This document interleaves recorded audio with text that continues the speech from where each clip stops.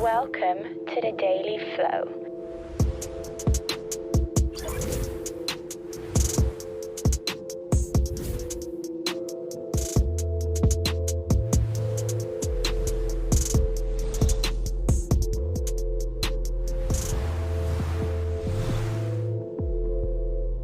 Please welcome your host, John Coleman.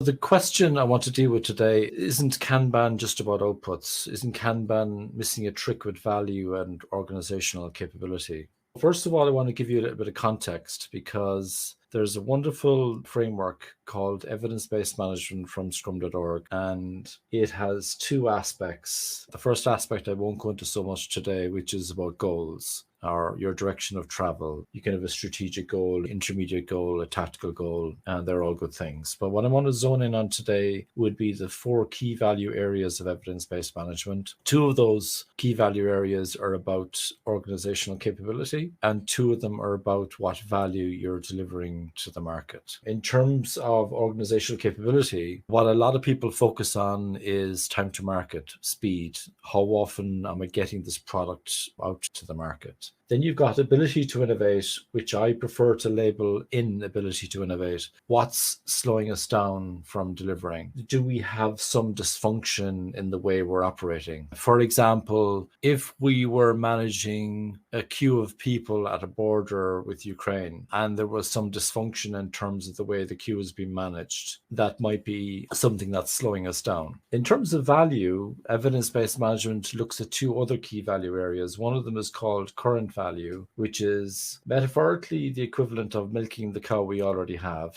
Then there's unrealized value, which is really potential value, trying to reap rewards from unmet customer needs, previously unmet customer needs, and now we're trying to reap those rewards and make those available to customers and hopefully expand our market share and so on. So when you look at these four key value areas, current value, as in how well we're serving the current customers, if you like. Unrealized value, the potential value that maybe we haven't reaped yet. Maybe that could be coming from new customers, not even our existing customers, but it could also be unmet needs of our existing customers. Time to market and ability to innovate. So now let's look at Kanban in the context of those four key value areas, and let's see how is Kanban doing and what things could you do to your Kanban that might cause harm actually to your ability to deliver value. So Kanban is a strategy to optimize the flow of value through a visual pull-based system. And value in Kanban can mean customer value, end user value, could be some kind of market value, organizational value, maybe we're cutting costs, we're protecting the reputation of our organization, something like that. Could be sustainable value, like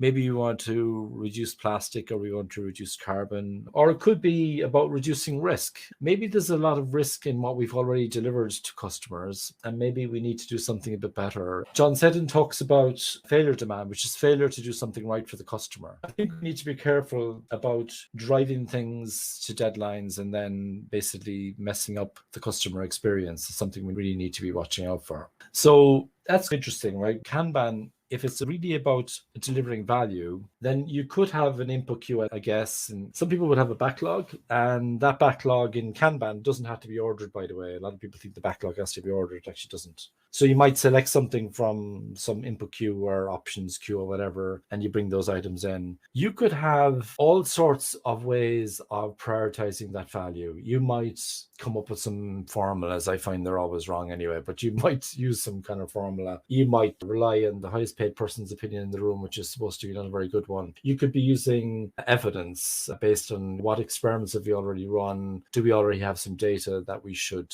deliver these things? You could use cost of delay. The jury's a bit out about whether you should use that or not. I personally find it useful. You can use all sorts of techniques you want to prioritize something, but in Kanban, once you start something, you should just finish it. And a classic error that a lot of practitioners make is they start something. And so let's say my boss asked me to do something 3 weeks ago that says is urgent. And then I get asked today to do something else that's the new shiny ball, the new urgent thing. And maybe the person's forgotten about the item that was urgent 3 weeks ago. that item that was urgent from 3 weeks ago is now rotting on my Kanban board unless I'm a good practitioner and I say, hang on a second, let me just finish that one and then we'll do this one. I'm not saying you shouldn't leapfrog items, but there's a price that we pay when we allow items to get older in our system after we started them. Eventually they will have bad cycle times. And if you leave enough of those cycle times, how long things take, if we leave enough of that to go badly on you, then what could happen is your throughput will eventually go down. And when your throughput goes down, it's already almost too late. It's a long recovery. And the recovery is to reduce, to focus what you're working on and to finish items. So a lot of people are wondering, Kanban's really about finishing stuff. And that's true to an extent. Kanban guide does support discovery and research. So it's completely okay to have some of your items actually running experiments. Some people are just in delivery land. God love them. They're in feature factories and they're delivering stuff. And that's their world, and that's fine. It's not a very nice world to be in because you don't know whether you're making a difference, whether you've made a difference to what's going on. And the classic mistake is that people prioritize work that's already started. And so they're just messing around. And what they don't realize is that the shape of their cycle times, if you imagine cycle times as shape, some things take this length of time, some take that length of time. There's more frequency on one, there's less frequency on another. It starts getting wider and wider. You start to see longer and longer cycle times. And this can be quite problematic. So if you really focus on finishing what you started, and if you use a policy, like, for example, that focuses maybe on aged items and blocked items and items that maybe we've forgotten about, by keeping on top of that, that actually helps you to limit work in progress through the back door, because you mightn't even notice if you do have work in progress limits, you mightn't even notice them because you're actually naturally going under them because you're focusing on finishing work. But there's a bit of a dance. You're not just trying to finish work, you're also trying to make sure there's nothing artificially aging or relatively aging compared to something else, or you're making sure that something's blocked is getting unblocked as quickly as possible. But you also need to make sure that the system isn't starving. So it's like a bit of a dance of these three kind of compromises, a trade-off, if you like. I'm oversimplifying now, but that's the dance that you have to do to try and deliver items. And the dance becomes a little bit chaotic, almost like an Irish Céilí, when you've got more items in the system than people doing the work, because it means there's always something that you've started that you're not working on, which means things are aging, which means cycle times take longer, which means eventually your throughput goes down. So the sweet spot in my experience is actually less than the number of people on the team, but context is king and all that. It just depends on what you're doing, and there might be some special circumstances in your situation. So the Kanban view of the world is we try to deliver things as quickly as possible so you can get feedback sooner, so you can find out if you've got outcomes, if they're positive outcomes, if they're negative outcomes. Have you got outcomes? Has it actually made a difference? And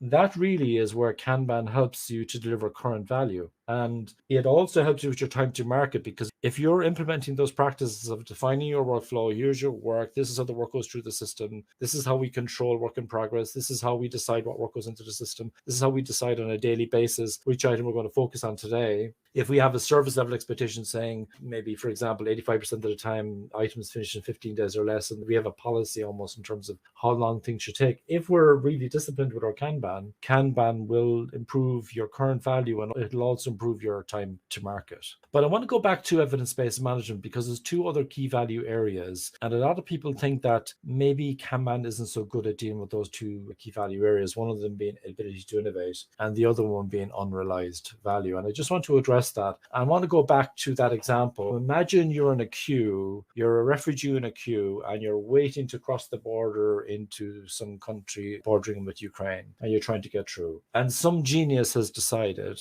that there's going to be different priority queues, okay? Because there might be very good reasons for that, but they don't realize what they've done actually to the queue. Believe it or not, it's usually better for the common good for everyone to go through the same queue, and for all people who are servicing that queue to be working together on that queue. And so when people come through, it might look like a very long queue, but if the team is so focused and they're getting it through people more quickly, processing their paperwork more quickly, and processing whatever donations they're giving them more quickly, it leads to a more fluid situation. Now, it depends on the workflow as well, of course. I'm not on the ground, I don't know what's going on. But generally speaking, just speaking purely theoretically, what can happen is if you start having preferential queues for going across the border, while some people are getting across the border more quickly, what happens overall is the cycle times for everyone gets longer and more unpredictable, actually. And so it means that when new people join that queue, it takes even longer. and less predictable in terms of,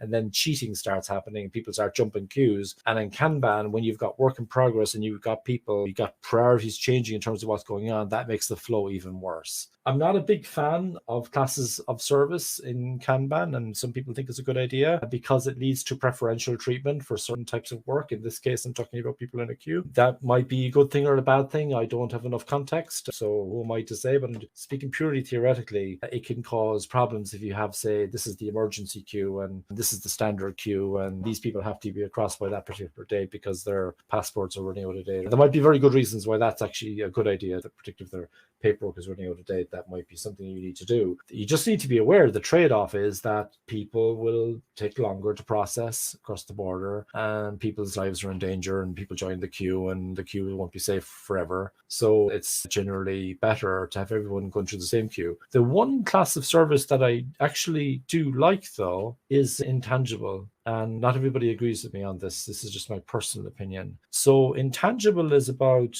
it could be a couple of things. It could be maybe there's some long-term work that needs to be done at some point, but it could also be some improvement to the system. So if, for example, we understand that the queuing system for people going across the border is badly organized, the ropes aren't working properly, or they're not correctly protected, or discipline isn't being preserved in the queue, or whatever it is. These are things that affect our ability to innovate, in a sense, and that it's making it difficult for us to do more work because the system needs to be improved. And intangible work can really help you to basically improve the system.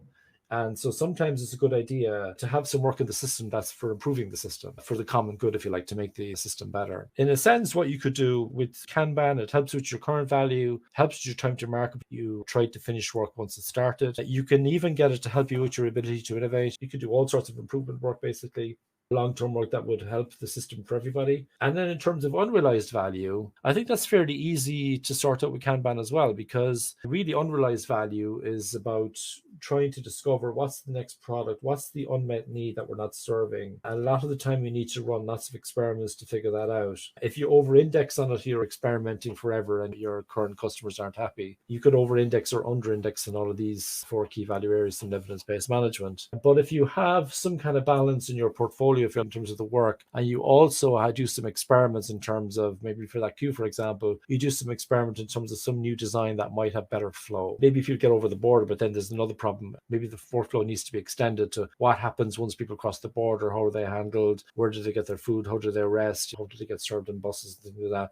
Maybe we can extend the workflow, things that we can improve. For that, we can do experiments on that as well in terms of how we can make that better. So it's a bit of a stretch using the example at the border, but I'm hoping it kind of rings some bells with people. So for me, Kanban isn't about outputs. It does help you it's a strategy to help you to optimize the flow of value. It does that really well. I've seen it time and time again. Not only does it deliver more value, people have more time to think, and hopefully they produce better quality, which might also improve ability to innovate, or what I call inability to innovate, because if we're doing better quality, maybe we're not getting less noise coming back into the system about things we didn't do right the first time. As a wise man said to me years ago, take the time it takes, so it takes less time. So that's my little nugget for you today on Kanban and outputs. If you've got any burning topic that's been bugging you that you'd like me to address, just feed a question through whichever channel you're watching, and I'll be happy to bring that up in a future episode. Thank you so much, and have a good day.